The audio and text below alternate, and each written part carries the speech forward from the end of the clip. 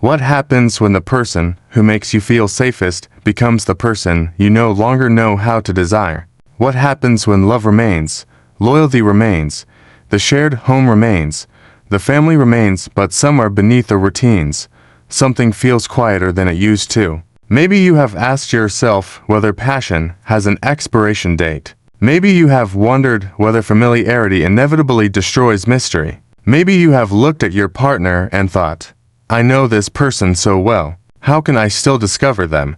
But perhaps that is exactly the question that changes everything, because long-term love is not simply about keeping the excitement of the beginning alive. It is about learning how to remain curious after the mystery has changed. It is about discovering that intimacy does not require two people to become one person. It requires two individuals who can remain connected while preserving enough freedom to continue becoming themselves. And this reaches far beyond romance. The same principle applies to your money, your career, your identity, and the life you are building. Security is valuable, but what if the security you worked so hard to create has quietly become a cage? What if financial freedom is not about possessing everything, but about having enough choices to live according to your values? What if relationship freedom is not about escaping commitment, but about choosing commitment without fear, control, or possession? Perhaps the greatest danger is not losing love. Perhaps it is becoming so comfortable that you stop looking. So look again. Look at your partner. Look at yourself. Look at your life. Ask what has changed. Ask what has been neglected. Ask what still makes you curious. Ask what kind of freedom you are building, because sometimes desire does not disappear because the person beside you became less interesting. Sometimes you simply stop discovering who they and you are becoming.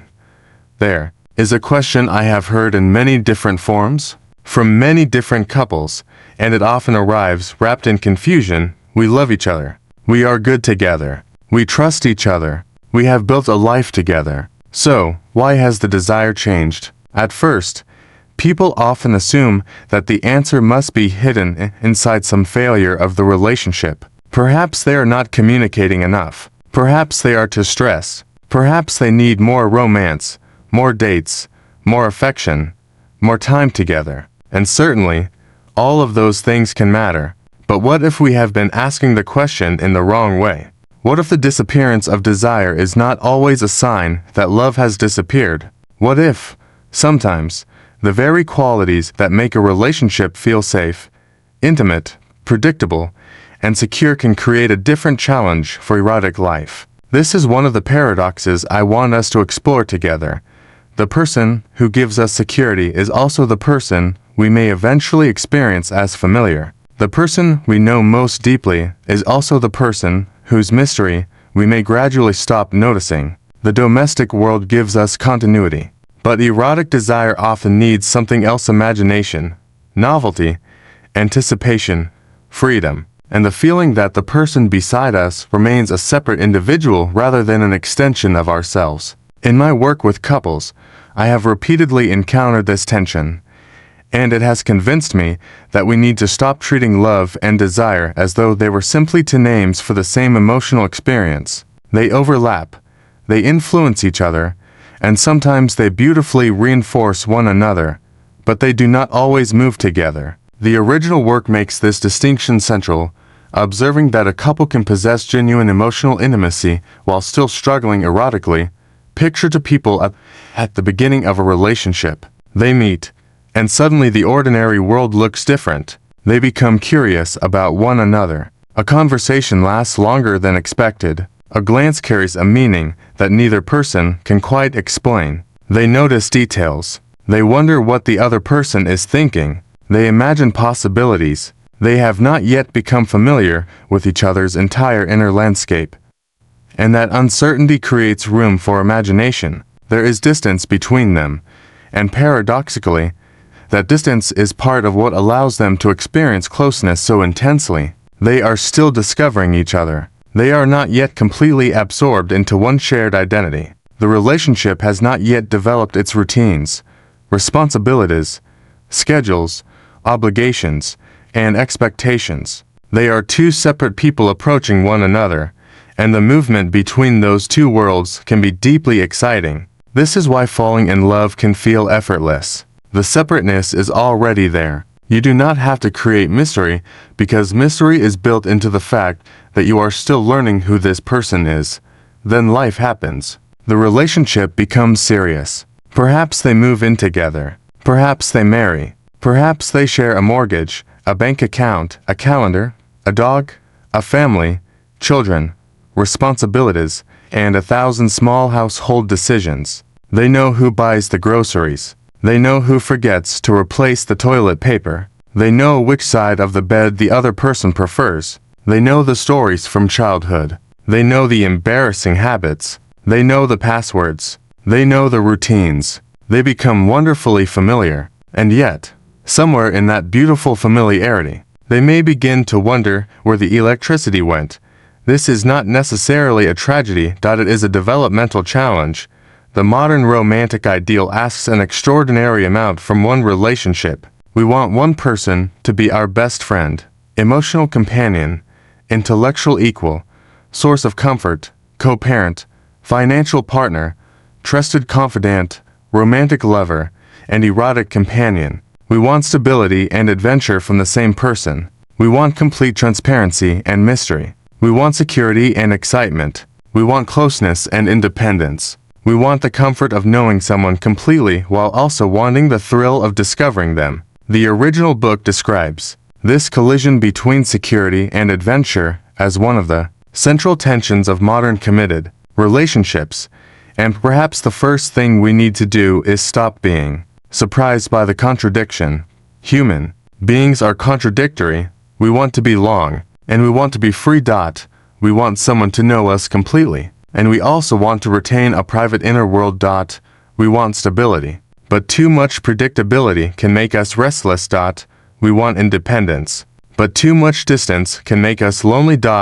We want to surrender ourselves in love, but we also need to remain ourselves. This is not a flaw in human nature. It is part of human nature. Love needs connection. Desire needs a sense of otherness. When two people become so psychologically fused that there is no longer a meaningful distinction between me and you, something essential can disappear. The original text expresses this through the idea that separateness is not the enemy of connection, but one of its conditions. There must be two people for there to be a bridge between them. If there is no distance at all, there is no bridge to cross. Think about travel. If you visit a place you have never seen before, every street invites curiosity. You notice architecture. You listen differently. You wonder what is around the next corner. But imagine living in the same neighborhood for 20 years. You may eventually stop seeing the buildings you once admired. They have not become less interesting in themselves. Your attention has adapted. Familiarity changes perception. Relationships can work this way too. The person you once watched across the room may eventually become the person asking whether you remembered to pick up milk. There is nothing wrong with the milk. The question is whether the relationship has room for the person behind the routine. Can you still see your partner as a separate human being with a private imagination, personal ambitions, friendships, thoughts, and desires? Can you allow yourself to remain curious? Can you maintain some individuality without interpreting it as rejection? Can you tolerate the fact that the person you love is not entirely yours to know or control? These questions become especially important because anxiety often encourages control. When people become afraid of losing someone, they may attempt to eliminate uncertainty. They check phones. They monitor schedules. They question friendships. They become suspicious of privacy. They want complete transparency because they believe that if they know everything, they can prevent betrayal. Yet control does not eliminate uncertainty. It often creates a different kind of problem. The relationship becomes a place where freedom itself feels dangerous. The original material explores this dynamic through couples who struggle with the tension between fidelity, autonomy, privacy, and fear. There is a profound lesson here. You cannot make another person faithful by making them less free. Commitment means choosing the relationship. It is meaningful precisely because alternatives exist.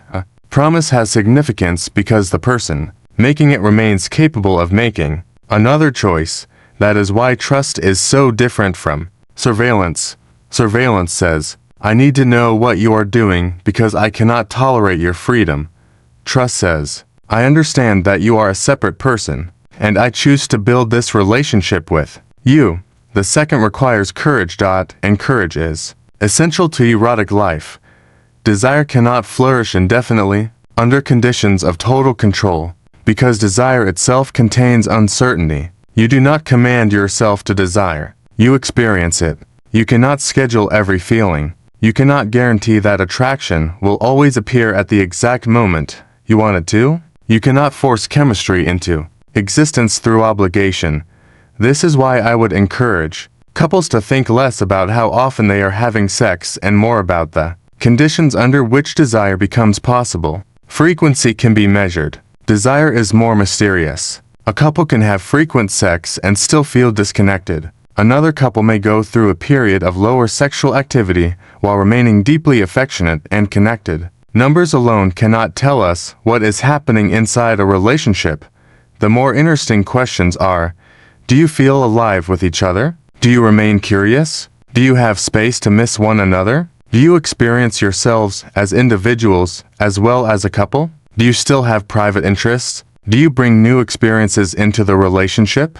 Can you look at your partner and occasionally see the person you fell in love with rather than only the person who shares your household responsibilities? These questions take us beyond the simplistic idea that better communication automatically produces better sex. Communication matters enormously, but erotic life has its own language. Sometimes intimacy grows through talking, and sometimes intimacy grows through experience, play, silence, presence, imagination, and the willingness to encounter one another outside the familiar scripts of everyday life. The book challenges the assumption that sexual desire can simply be inferred from the emotional health of a relationship. This is where I want to introduce another principle. A relationship becomes richer when security creates a foundation for exploration rather than a reason to stop exploring. Notice the difference. Security should be an anchor, not a cage. You want to know that someone will be there when life becomes difficult, but you also want to remain capable of surprise. You want a home, but you also want horizons. You want roots, but you also want movement. And this is where financial freedom offers a surprisingly useful parallel. Money, like relationships, can create both security and captivity. We save because we want safety. We want to know that an unexpected expense will not destroy us. We want to know that retirement is possible. We want to reduce financial anxiety. We want to build a stable foundation for ourselves and our families, but there is a danger in confusing financial security with the accumulation of more and more possessions. A person can spend decades chasing a larger house, a newer car, a higher salary, and a more impressive lifestyle, only to discover that the pursuit itself has consumed the freedom those things were supposed to create. Financial freedom is not simply having more. It is having choices. It is having enough margin that you can make decisions according to your values rather than according to panic. It is the ability to say, I can leave this job if it destroys my health. It is the ability to survive an emergency without collapsing. It is the ability to choose where you live, how you work, and what you prioritize with greater flexibility. But freedom also requires knowing when enough is enough. If security becomes the only goal, life can become a beautifully furnished cage. The same can happen in relationships.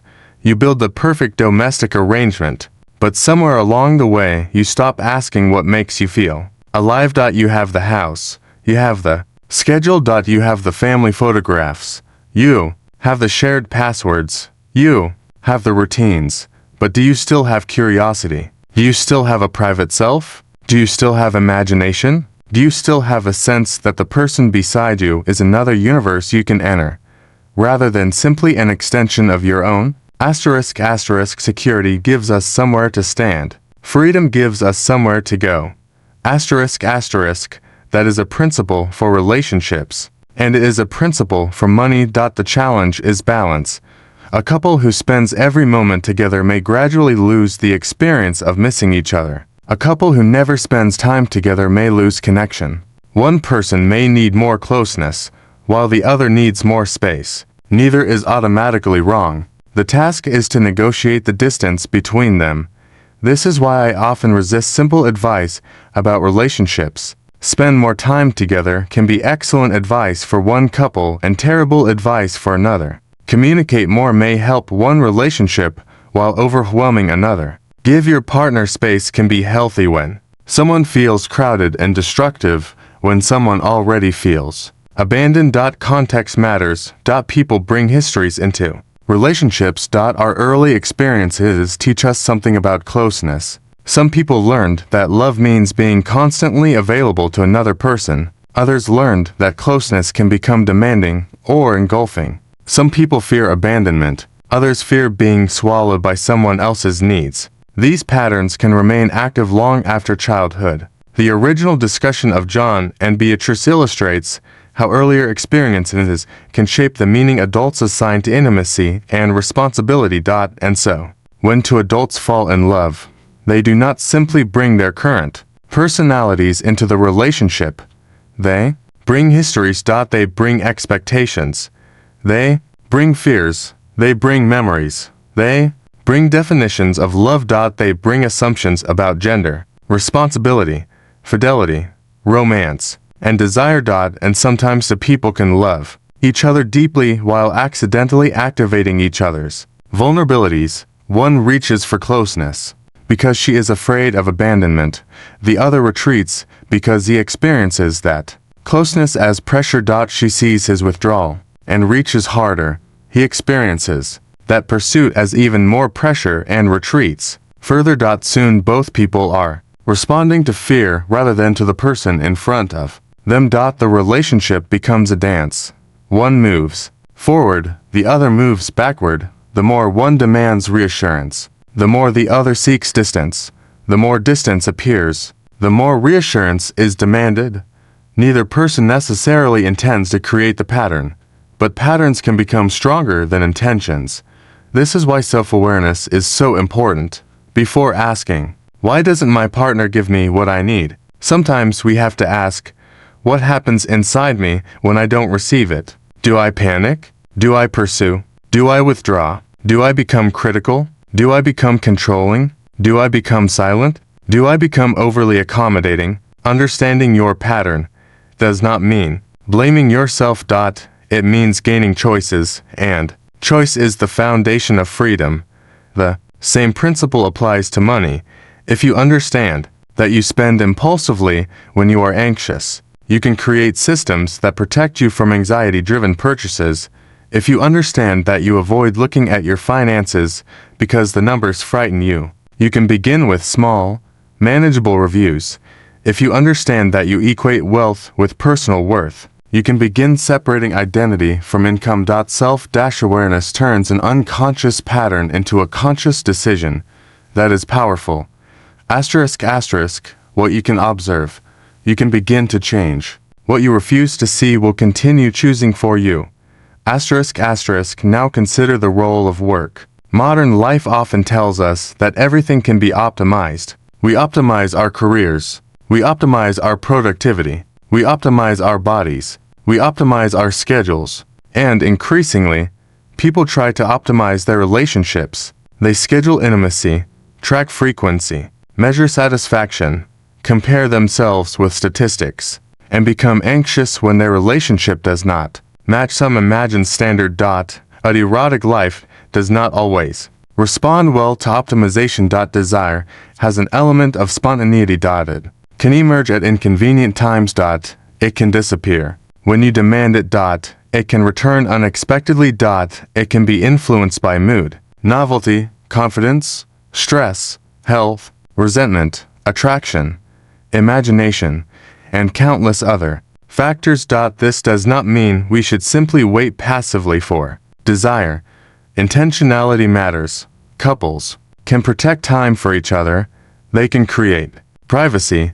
They can make room for dates. They can reduce distractions. They can discuss what they want, They can seek professional help when necessary. They can experiment with new forms of affection and connection, but intentionality should create the conditions for desire, not demand that desire appear on command. Think about sleep. You can create a dark room, you can lower the temperature, you can establish a bedtime routine, you can put away your phone, but you cannot force yourself to fall asleep by yelling, "Sleep now." The pressure itself can prevent the very thing you want. Desire can sometimes behave similarly. The more a couple turns intimacy into a performance review, the more difficult it can become to experience it as play. And play matters. Play is one of the places where adults can step outside their responsibilities. We become parents, employees, homeowners, caregivers, partners, managers, and providers. These identities are important, but they can become heavy when they are the only identities we inhabit. Eroticism asks us to remember that we are also playful, curious, imaginative, sensual, spontaneous, alive. This is particularly important after parenthood. When a couple becomes a family, the relationship often acquires an entirely new dimension of responsibility. The child becomes the center of the household's attention. Schedules become complicated. Privacy becomes scarce. Fatigue becomes constant. The couple who once looked at each other across a room may now communicate primarily about lunches, appointments, homework, and logistics. The child did not destroy the relationship, but the relationship changed. The original book explores how parenthood can profoundly alter erotic life and how couples may need to intentionally preserve their identity as lovers as well as parents. This is another place where financial thinking can help. When a family budget expands, you do not simply hope that everything will somehow fit. You prioritize. You decide what matters. You create room for emergencies, long-term goals, and present needs. Relationships need similar intentionality. If every hour is consumed by obligation, the couple's connection may receive whatever scraps remain, and scraps are not a sustainable relationship strategy. You may need to protect time. You may need child care. You may need separate interests. You may need weekends where the conversation is not about household management.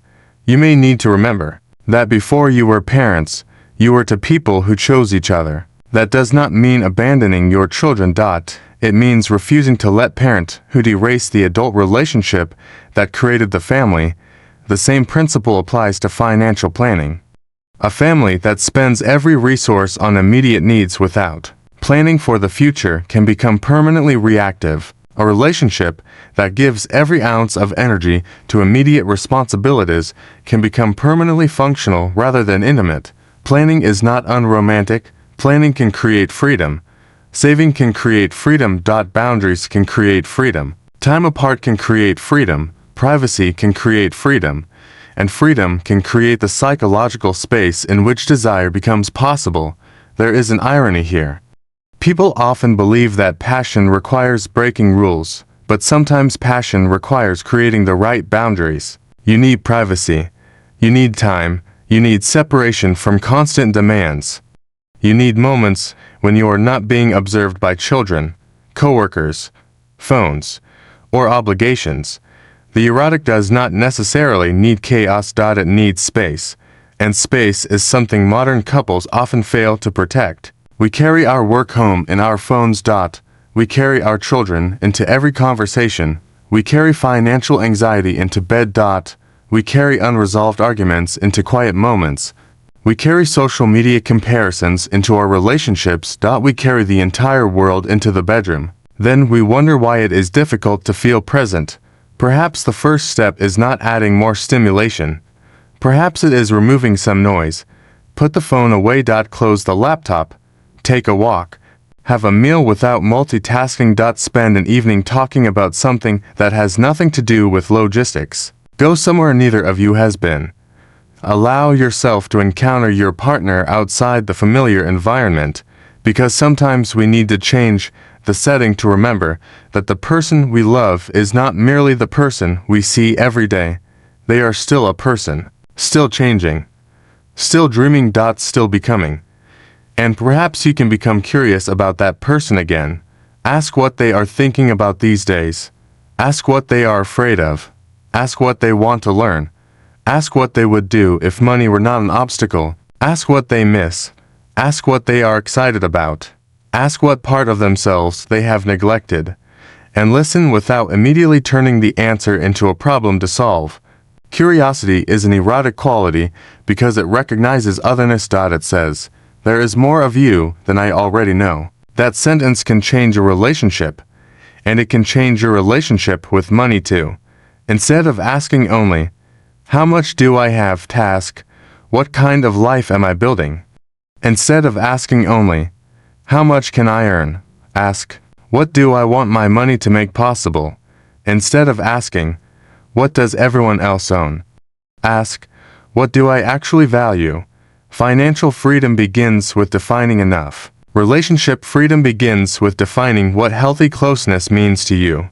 Without definitions, you can spend your entire life chasing someone else's version of success, and that is one of the great dangers of modern life. We inherit scripts. We inherit ideas about what marriage should look like, what romance should feel like, how often couples should have sex, how much time partners should spend together, how transparent they should be, how much money they should earn, what kind of house they should own, what a successful family should look like. But a script is not a life. A script is only a starting point. You have to decide whether it fits.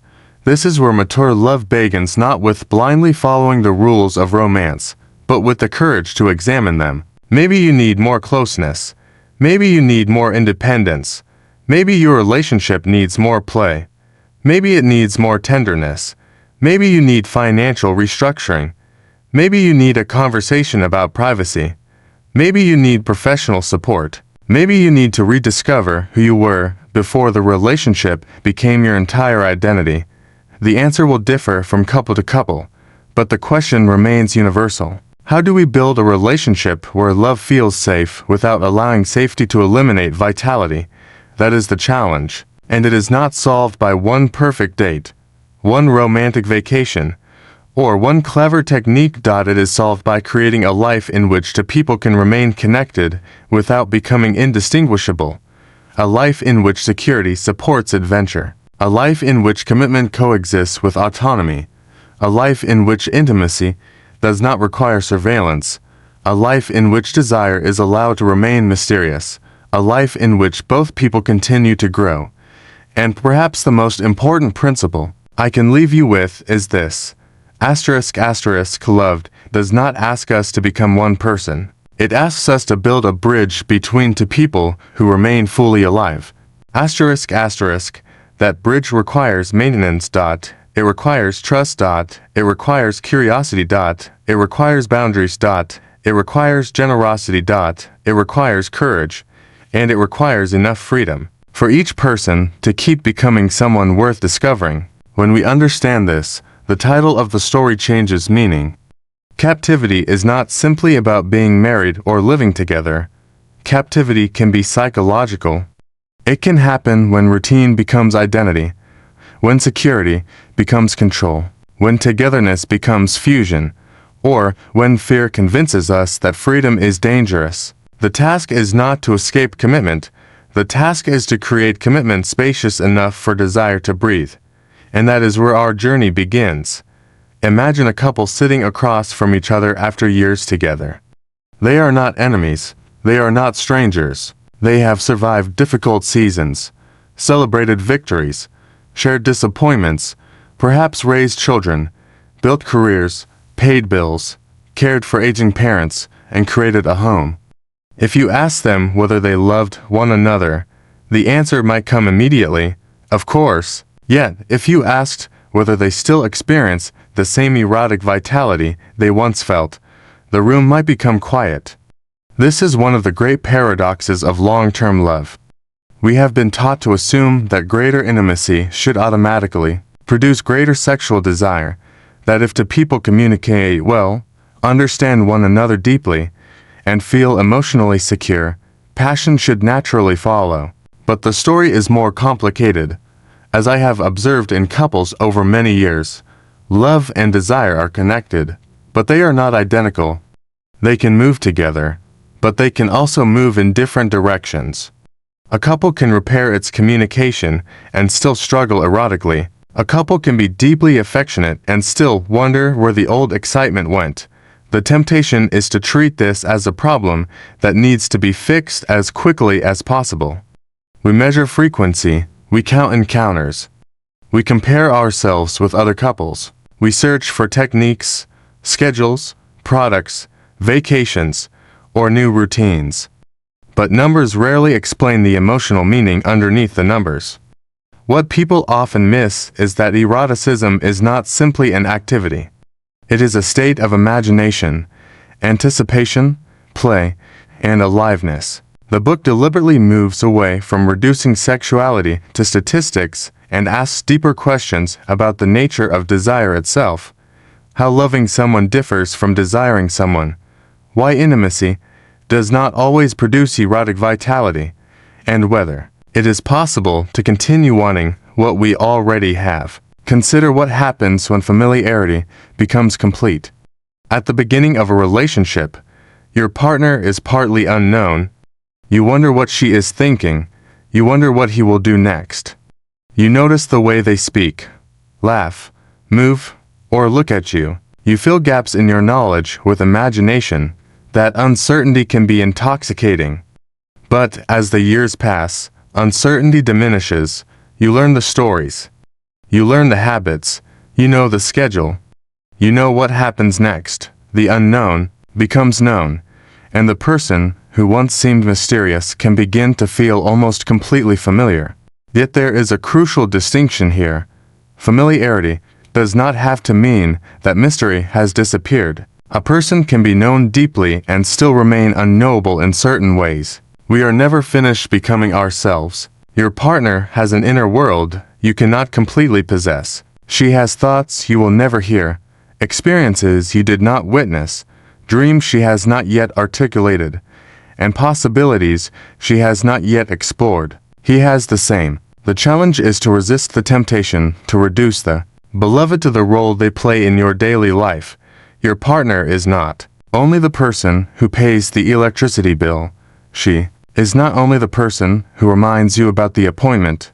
He is not only the person who takes the children to school. She is not only the person who cooks dinner. He is not only the person who works late. Behind all those roles is a separate human being, and eroticism often begins when we remember that. The book's central argument about separateness is particularly important here. Love requires surrender and connection, but it also requires autonomy. When two people become completely fused, the distinction between self and other can become blurred. If there is no meaningful distance, there is no psychological bridge to cross. This is the paradox.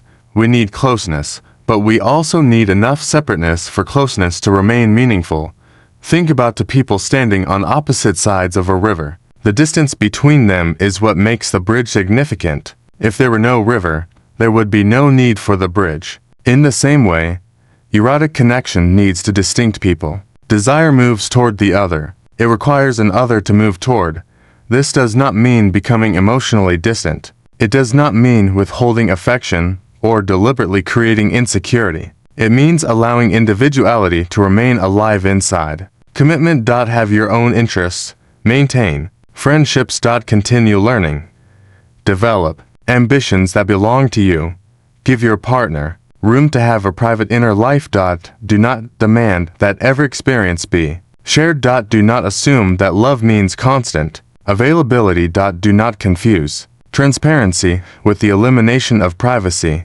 A healthy relationship can contain both intimacy and individuality. In fact, the two can strengthen each other, and this is where I want to connect the idea to financial freedom, because financial independence is another expression of autonomy. A person who has no financial margin may find it difficult to make free choices. If every decision depends on the next paycheck, if every unexpected expense creates panic, or if a person cannot imagine surviving independently, then security becomes fragile. Building savings, reducing destructive debt, developing useful skills, and investing responsibly can create a margin of freedom. That margin does not mean you love your partner less. It means you are participating in the relationship from a position of choice rather than helplessness. Security is healthiest when it gives us the courage to explore, not the fear that prevents us from moving. That principle applies to money as much as it applies to love. We save money because we want security. But if we spend our entire lives pursuing security, when do we actually live? We build a relationship because we want belonging.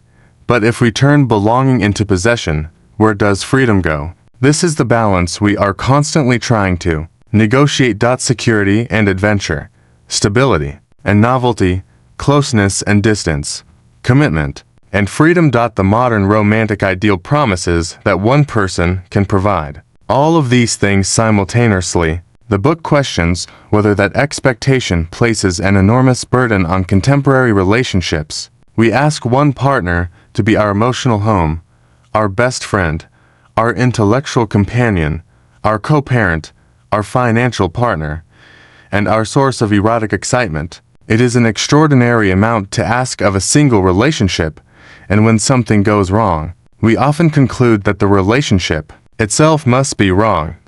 Perhaps the problem is not that the relationship is wrong. Perhaps the expectations are unrealistic. Perhaps we need to learn how to create more room within the relationship. This is especially important when people become parents. Parenthood can transform the structure of a couple's life. Suddenly there are schedules, responsibilities, exhaustion, and a new person who depends upon you completely. The couple may become extraordinarily close as parents while simultaneously becoming less connected as lovers. The emotional bond may deepen while erotic energy becomes harder to access. The book treats parenthood as a major turning point in the tension between the domestic and the erotic. Again, the solution is not to blame the child. The solution is to remember that the couple still exists. You need moments when you are not only parents. You need conversations that are not about school, groceries, bills, or appointments. You need time where you can look at each other as adults rather than as members of a parenting team. You need to protect the relationship from being swallowed by logistics. This requires intentionality, and intentionality is not the enemy of passion. Some people believe that if intimacy needs planning, it must no longer be spontaneous. But that is an unrealistic standard. Modern life is busy. If you wait for the perfect spontaneous moment, you may wait indefinitely. The book describes couples who deliberately create anticipation and rituals because anticipation itself can contribute to erotic vitality. The important point is that planning does not have to make intimacy mechanical. Planning can create space for it, a dinner, a walk, a night away, a conversation, a private evening. A new experience, something to anticipate. The point is not to create a performance schedule. The point is to protect the conditions in which play can emerge.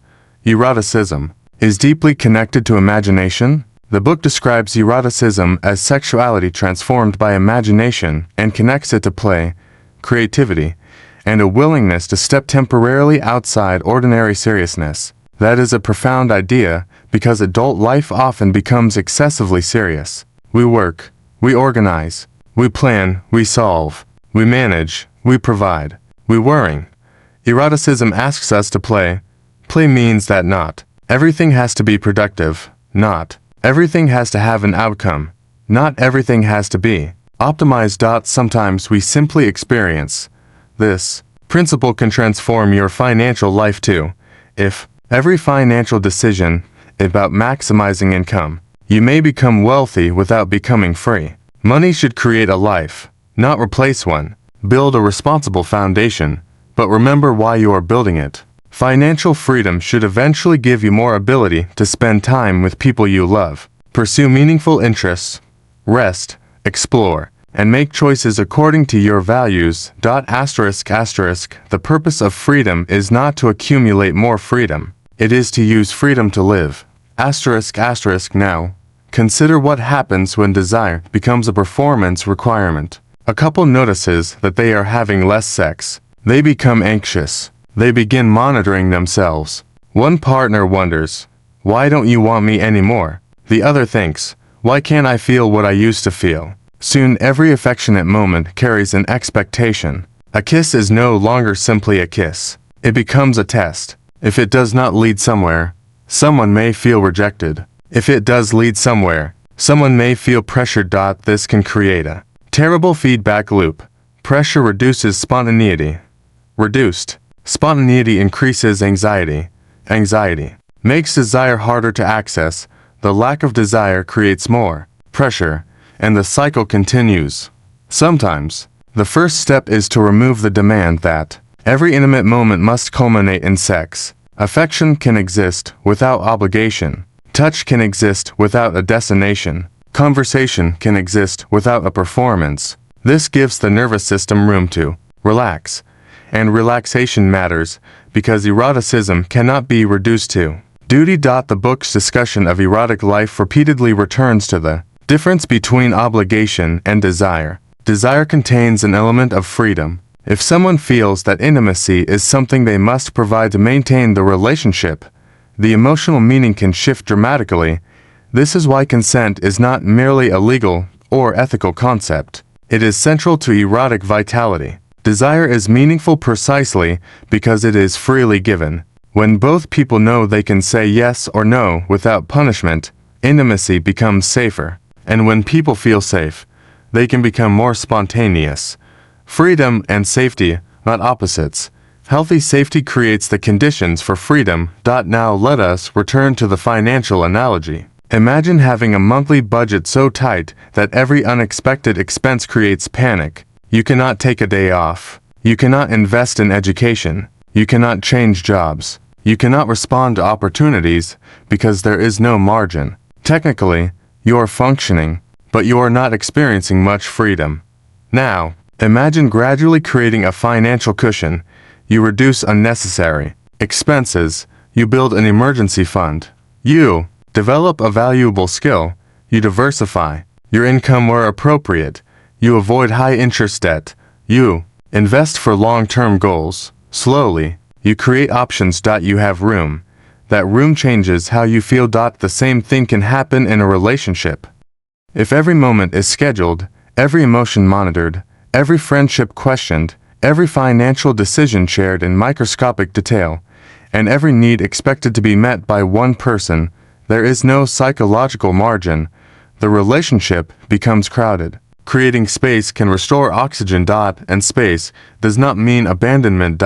It can mean taking a class alone, meeting a friend, reading privately, traveling separately occasionally, pursuing a personal project, having different interests, even simply spending an evening in different rooms without interpreting it as rejection. The point is not to create distance for its own sake. The point is to preserve enough individuality that when you come together, you have something to bring. A person who has no life outside the relationship may eventually have little new to contribute to the relationship. But someone who continues growing has stories, ideas, experiences, questions, surprises. They remain a person their partner can discover. That is why I encourage couples to think of their relationship not as a finished product, but as an unfolding story. The book describes couples who see their relationship as an ongoing narrative, with chapters still unwritten and aspects of one another still undiscovered. This is perhaps the most hopeful idea of all. You do not have to recreate the first year of your relationship. You cannot. You are different people now. Instead, you can create something appropriate to who you have become. The relationship can evolve. The erotic life can evolve. The definition of romance can evolve. Your understanding of pleasure can evolve. Your financial goals can evolve. Your family can evolve. The mistake is believing that a relationship is successful only if it remains identical to at the beginning. A river does not remain alive by refusing to move. It remains alive because it moves. The same can be true of love. Sometimes couples become trapped by nostalgia. They remember how passionate they were when they first met and decide that anything different must be inferior. But early-stage passion has advantages that long-term Relationships cannot reproduce uncertainty, novelty, distance, fantasy, and discovery. Long-term relationships have different advantages. Knowledge, trust, history, shared meaning, deep familiarity, the ability to be vulnerable, the ability to know someone through difficulty. The challenge is not to make long-term love identical to new love. The challenge is to discover what eroticism can become after familiarity. That requires creativity, and creativity requires freedom. This is why the erotic cannot be completely domesticated.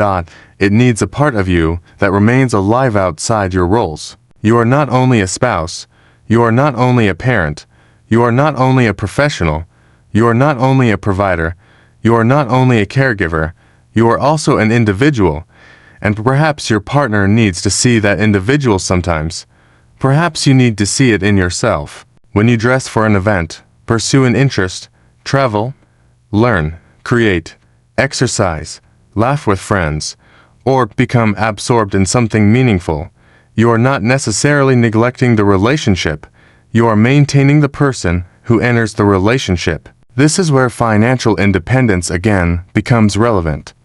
When your financial life allows you to pursue some autonomy, you may have greater ability to develop interests, education, travel, health, and experiences. But the goal is not luxury for its own sake. The goal is optionality. Build wealth so you can choose. Build relationships so you can belong. Build independence so you can connect without disappearing. Build security so you can take healthy risks. That is the paradox. The stronger your foundation, the more freedom you may have to explore. The stronger the relationship's trust, the more space there can be for individuality. The deeper the commitment, the more important it becomes to remember that commitment is not ownership. Your partner is not property. Neither are you. You choose one another. And choice is what gives commitment meaning. This also explains why jealousy can be so complicated. Jealousy often appears when we recognize that the person we love has a world beyond us. We become aware that they can be desired by others, that they have thoughts we cannot monitor, that they can experience attraction, admiration, friendship, or excitement outside the relationship. The answer cannot be to eliminate the partner's entire external world.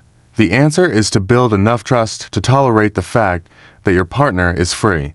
That does not mean accepting betrayal. It does not mean ignoring agreements. It means recognizing that fidelity is meaningful precisely because there are choices. The book's later exploration of fidelity and the shadow of the third develops this tension between commitment and the awareness that desire does not automatically disappear simply because someone enters a relationship. This is an uncomfortable truth. But mature relationships are capable of holding uncomfortable truths. We do not need to pretend that commitment makes people blind to the existence of everyone else. Commitment is a choice. And choices have meaning because alternatives exist. Financial commitment works similarly. When you decide to save instead of spend, the decision has meaning because spending was possible. When you choose a long-term investment, you are choosing not to use those resources elsewhere. Freedom is not the absence of choices. Freedom is the ability to make choices according to values. That is what mature commitment is. Not the disappearance of alternatives. The presence of values strong enough to guide decisions. And perhaps this is where we can finally reconcile love and desire. Love says, I want to build with you. Desire says, I want to encounter you. Love seeks familiarity. Desire seeks discovery. Love wants to know. Desire enjoys not knowing everything. Love creates a home. Desire occasionally wants to open the door and look beyond it. We need both. A relationship that contains only security can become stagnant. A relationship that contains only excitement can become unstable. The art is learning to create enough stability to feel safe and enough freedom to remain alive. That art cannot be mastered once and then forgotten. It must be practiced. You have to keep asking, who are we becoming? What has changed? What do we need now? Where have we become diffused? Where have we become too distant? Where is their resentment? Where is their curiosity? Where is their play? Where is their pressure? Where is their freedom? Those questions can be more valuable than any list of romantic tricks, because a relationship is not a machine. It is an ecosystem. And ecosystems need space. They need movement. They need nourishment. They need adaptation. They need light. So, if you find yourself in a relationship where love remains, but desire has become difficult, do not immediately assume the story is over. Perhaps there is something to understand. Perhaps you need to distinguish emotional intimacy from erotic vitality. Perhaps you need more space. Perhaps you need more novelty. Perhaps you need to recover a part of yourself that disappeared beneath responsibility. Perhaps you need to talk about something neither of you has been willing to say. Perhaps you need professional help. Perhaps there are physical, psychological, relational, or medical factors that deserve attention. There is no single explanation, but there is a more hopeful starting point than panic. Curiosity. Instead of asking, "What is wrong with us?" ask, "What is happening between us?" Instead of asking, "Why don't you desire me?" ask, "Under what conditions does desire come alive for each of us?" Instead of asking, "How do we get back what we had?" ask, "What might our relationship become now?" Those are different questions, and different questions create different futures. The same is true financially. Instead of asking, "Why am I bad with money?" ask, "What patterns are shaping my financial decisions?" Instead of asking, "How can I become rich quickly?" ask, "What kind of freedom am I trying to create?" Instead of asking, "Why don't I have enough?" ask, "What does enough actually mean for the life I want?" Curiosity turns shame into information. Information creates choices. Choices create freedom. And freedom is where both financial and emotional growth begin. So let us not attempt to kill the paradox. Let us learn to live inside it. Let us create relationships where people can belong without disappearing. Let us create homes where responsibility does not eliminate play. Let us create financial lives where security does not become obsession. Let us create commitments where freedom remains present. Let us remember that intimacy is not the elimination of distance, but the ability to cross it. And let us remember that desire is not something we own. It is something we cultivate. Sometimes it needs conversation. Sometimes it needs silence. Sometimes it needs novelty. Sometimes it needs rest.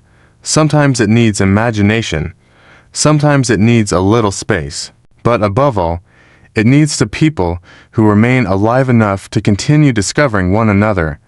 The relationship is not a destination where discovery ends. It is the space where two changing people continue to meet.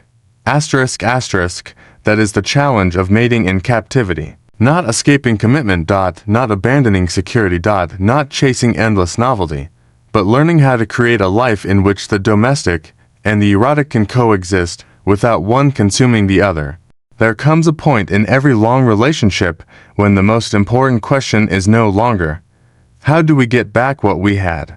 but, "What are we willing to create from where we are now?" The past can be beautiful, but it cannot be lived in. The beginning of love belongs to a particular moment in time, when two people were younger versions of themselves, when uncertainty made every conversation feel significant, when every discovery seemed to reveal another reason to be fascinated. Years later, the relationship has accumulated history. There are memories that cannot be recreated because they happen only once. There are experiences that have changed both people permanently. There may be children, careers, losses, successes, illnesses, financial struggles, family obligations, relocations, disappointments, and victories. The people who entered the relationship are no longer exactly the people sitting together today.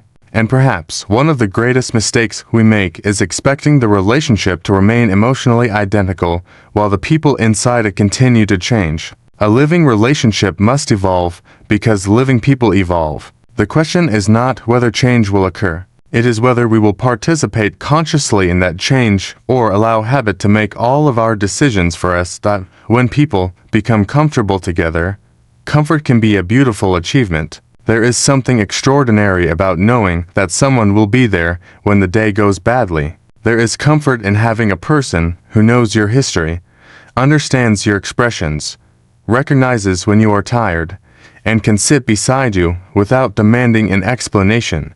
But comfort has another side. If we are not careful, comfort can become automatic. We stop looking because we assume we already know what we will see. We stop asking questions because we believe we already know the answers. We stop dressing for ourselves, exploring our interests, meeting new people, learning new things, or challenging our assumptions. Gradually, life becomes a series of predictable movements. Wake up, work, responsibilities, dinner, screens, sleep, repeat. Nothing is necessarily terrible. That is precisely why it can be difficult to recognize the problem. There is no dramatic collapse. There is simply less curiosity, less play, less anticipation, and sometimes less sense of being alive. This is where intentional living becomes important. You do not need to destroy your routine to rediscover vitality. You need to become conscious of it. Ask yourself where your days have become automatic. Ask where you have stopped making choices because you are simply following momentum. Ask where your relationship has become an administrative partnership instead of an emotional encounter. Ask where money has become a source of anxiety rather than a tool for creating possibility. Ask where your own identity has become buried underneath obligations. These questions are not accusations. They are invitations to wake up. A relationship does not become emotionally alive because one person performs perfectly for the other. It becomes alive when both people continue participating in their own development. There is an important difference between demanding that your partner entertain you and becoming a person who remains interested in life. The first creates pressure. The second creates energy. If you want more vitality in your relationship, begin by asking where you can bring more vitality into yourself. Learn something, move your body, reconnect with an old passion, develop a new skill, spend time with a friend, read something that challenges you, take a walk somewhere unfamiliar, change your routine, work toward a meaningful goal, not as a strategy to make your partner jealous or to manufacture attraction, but because your life belongs to you. When two people each maintain an inner life, something remarkable can happen. They have experiences to share. They have ideas to discuss. They have discoveries to bring home. They can miss each other without fearing that distance means abandonment. They can reunite with something new to say. They can admire one another because they continue to witness growth. The relationship becomes a place where two evolving people meet rather than a place where two exhausted people merely exchange responsibilities. This principle also changes how we think about financial freedom. Many people imagine financial freedom as a distant finish line where they finally possess enough money to stop worrying. But if your entire life is spent worrying about reaching that finish line, you may sacrifice the very life you hoped money would make possible. Financial freedom should be treated as a process of increasing choice. Every responsible financial decision can create a little more room. Paying down expensive debt can create room. Building savings can create room. Learning a valuable skill can create room. Investing for long-term goals can create room. Controlling lifestyle inflation can create room. Negotiating better work arrangements can create room. The objective is not simply to become richer. The objective is to become less trapped.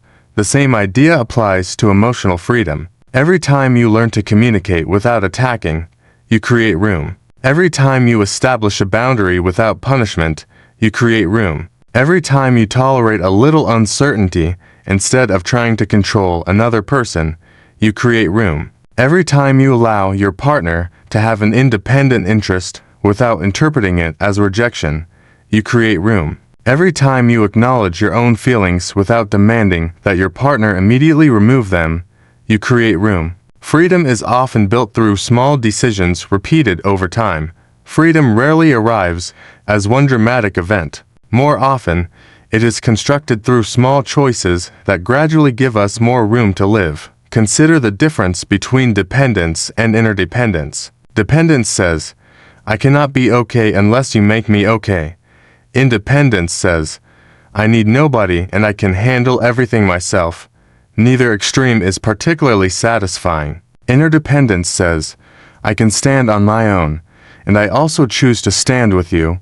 That is a much more mature form of connection. It allows generosity without desperation. It allows closeness without possession. It allows one person to support another without becoming responsible for the entirety of that person's emotional existence.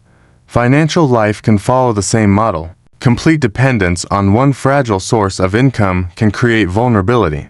But the fantasy of complete self-sufficiency can also be unrealistic. Families depend on one another. Communities matter. Professional networks matter. Insurance exists because risk cannot be eliminated individually. Financial resilience is not about pretending you will never need anyone. It is about reducing unnecessary fragility so that when difficulty comes, you have options.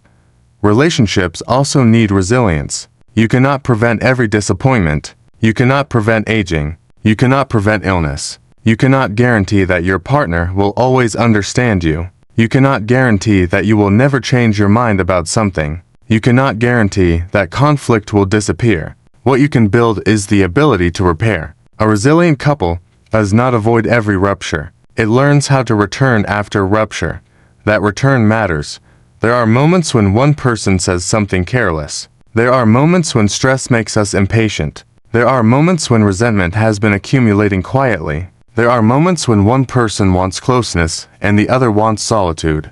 There are moments when money becomes a source of conflict. There are moments when parenting creates exhaustion. There are moments when attraction feels distant. None of these moments automatically defines the entire relationship. What matters is what happens afterward. Can you acknowledge harm? Can you apologize without adding excuses? Can you listen without preparing your defense? Can you describe your experience without turning it into a verdict about the other person? Can you ask what happened rather than immediately deciding why it happened? Can you make a different choice next time? Repair is not weakness. Repair is a form of strength because it requires us to give up the fantasy that being a good partner means never making mistakes. Perfection is an impossible standard. Responsibility is a realistic one, and responsibility should not be confused with blame. Blame asks, whose fault is this? Responsibility asks, what can I do now? The second question is much more useful. If a couple spends hours proving who caused the problem, they may leave the conversation exactly where they started. But if they ask what each person can change, the relationship gains movement. The same distinction can transform financial problems. If you are struggling financially, shame may tell you that you are irresponsible or that you should have known better. But shame rarely creates a useful plan. Responsibility asks different questions. What are the actual numbers? What debts exist? What expenses are essential? What can be reduced? What skills could increase income? What habits need to change? What professional guidance might help? What can be done this month rather than someday? Clarity turns anxiety into action.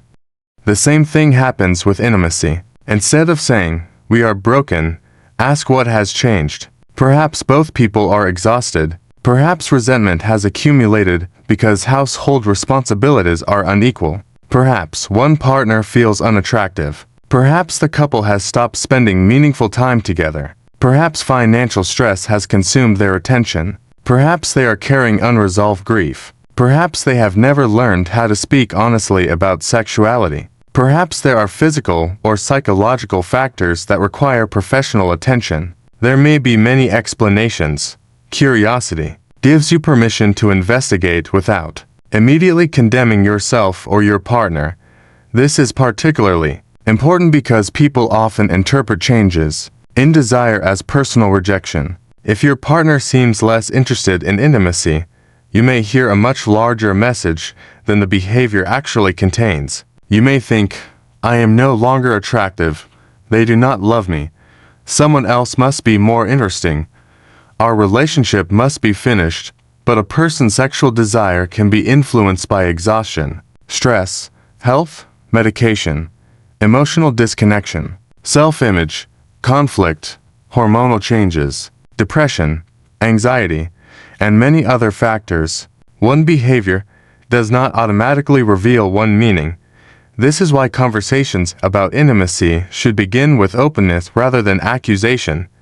Instead of "why don't you want me anymore?" perhaps the deeper conversation is, "I have noticed that we seem less connected lately. I miss you. How have you been feeling?" Instead of "you never initiate," perhaps, "I would love to understand what makes intimacy feel inviting for you and what makes it feel difficult." Instead of "you have changed," perhaps, "I know we have both changed. What do you think we need now?" The language matters because language creates emotional conditions. A judgment closes a door. A question opens one dot, and sometimes the answer will be uncomfortable. Perhaps one partner has been carrying resentment. Perhaps the division of household labor feels unfair. Perhaps there has been a loss of trust. Perhaps financial decisions have created insecurity. Perhaps one person's career has consumed the couple's entire life. Perhaps there are differences in expectations that were never discussed, but discomfort is not always danger. Sometimes discomfort is information. The conversations we avoid do not disappear. They simply continue speaking through distance, resentment, silence, and behavior.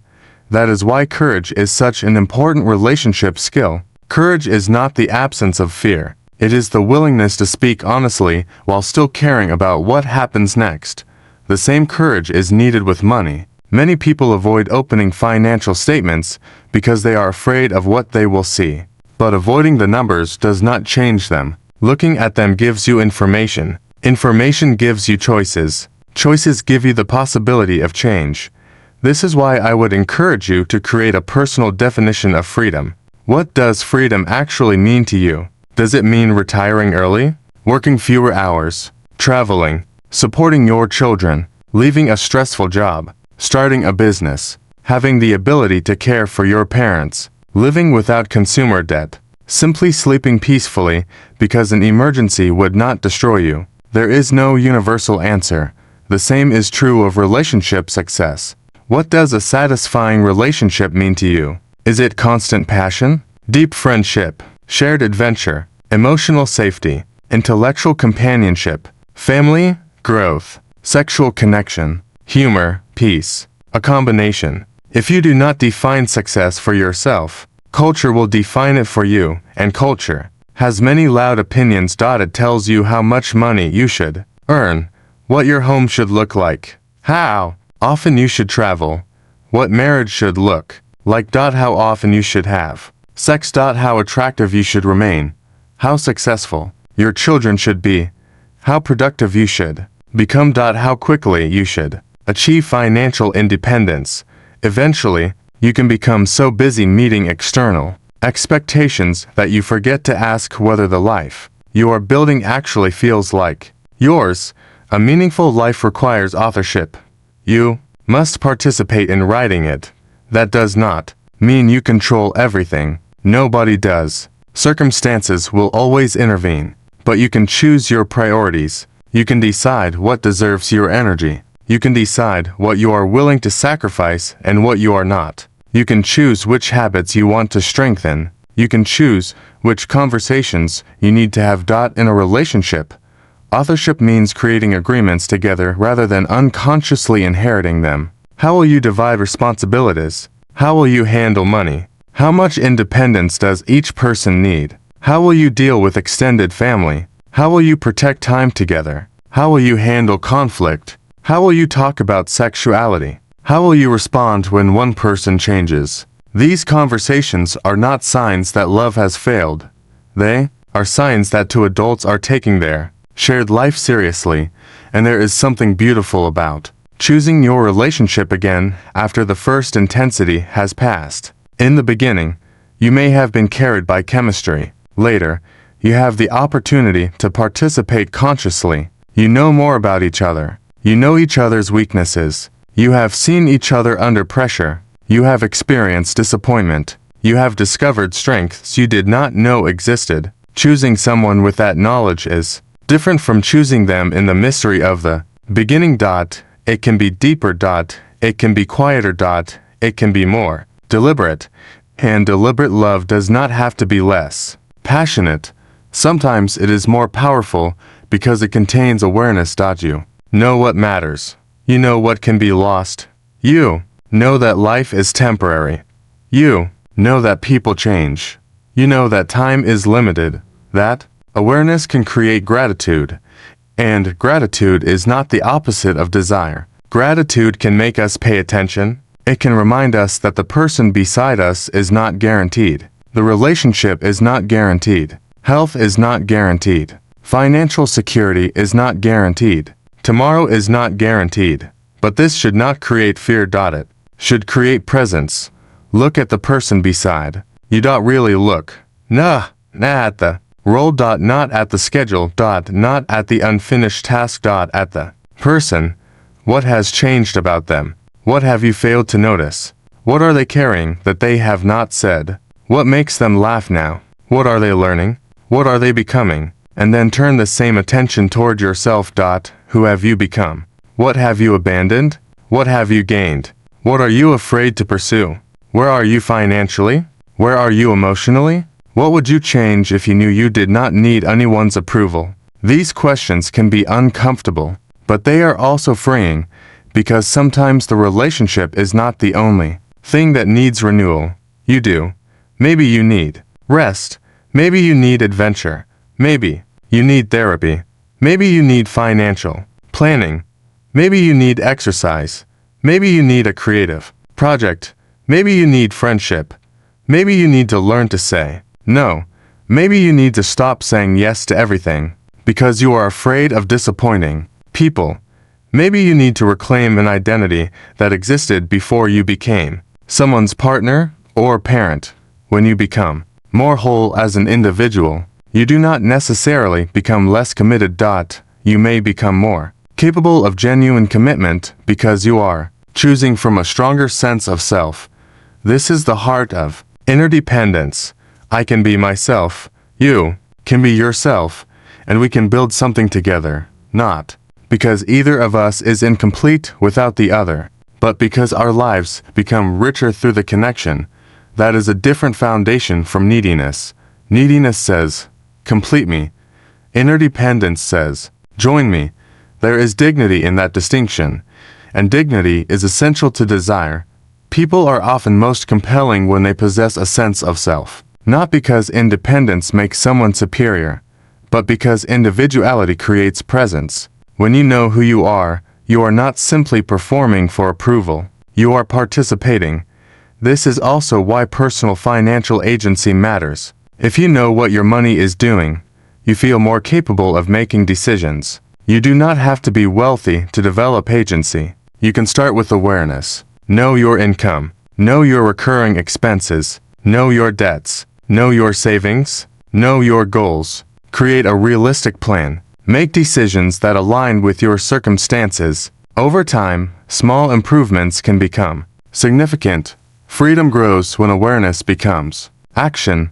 That sentence can guide nearly every area of life.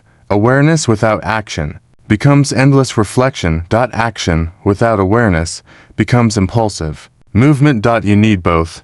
Understand yourself, then choose. Understand your relationship, then communicate. Understand your finances. Then plan. Understand your values. Then live according to them. There will always be uncertainty. There will always be moments when you do not know what comes next. That is not a reason to stop living. It is a reason to become resilient. A resilient relationship is not one that never experiences fear. It is one that can hold fear without allowing fear to become the decision maker. A resilient financial life is not one that guarantees you will never experience loss. It is one that reduces unnecessary vulnerability and gives you ways to recover. A resilient person is not someone who never falls apart. It is someone who learns how to rebuild. And perhaps the most mature approach to long-term intimacy, therefore not the pursuit of permanent excitement, but the cultivation of aliveness. Excitement rises and falls. Desire changes. Circumstances change. Bodies change. Priorities change. But aliveness can be cultivated through curiosity, creativity, movement, connection, purpose, and the willingness to keep encountering life rather than merely managing it. Do something unfamiliar. Learn. Travel if you can. Explore your own city. Change the dinner conversation. Turn off the screens. Listen to music. Laugh. Create something. Spend time alone. Spend time together. Talk about something other than logistics. Let yourself be surprised. Let your partner surprise you. Do not demand that every experience produce a dramatic transformation. Sometimes a small change in attention is enough. A relationship can be renewed through tiny moments, a look, a question, a laugh, a hand held without expectation, a thoughtful message, a shared secret, a new experience, a sincere apology, a moment of admiration, a quiet evening. A decision to put the phone down and listen. These moments may appear insignificant, but relationships are built from accumulated moments. Financial lives are built the same way. One saving decision does not create independence. One investment does not create wealth. One expense does not destroy a financial future. Patterns matter more than isolated events. So look at the patterns. What are you repeatedly doing? What are you repeatedly avoiding? What are you repeatedly telling yourself? What are you repeatedly spending? What are you repeatedly discussing? What are you repeatedly fighting about?